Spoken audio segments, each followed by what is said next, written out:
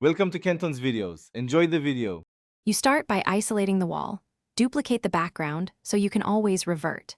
Next, make a careful selection with the lasso or pen tool around the wall. This gives clean boundaries for color changes.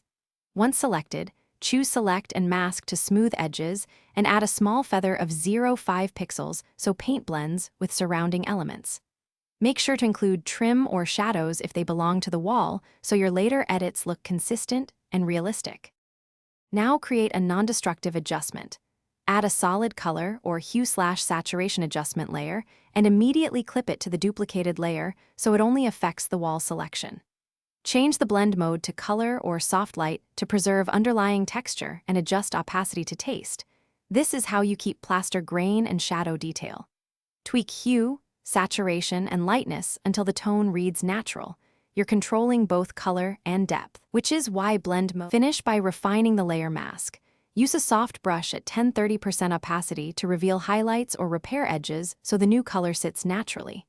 If the wall needs contrast correction, add a clipped curves layer and sample the original tones to match lighting accurately. Small S-curve tweaks help. Once satisfied, save a PSD to retain layers and export a flattened JPEG for sharing. Troubleshooting tip. If color looks flat, switch blend mode or reduce saturation slightly and recheck mask edges for stray pixels.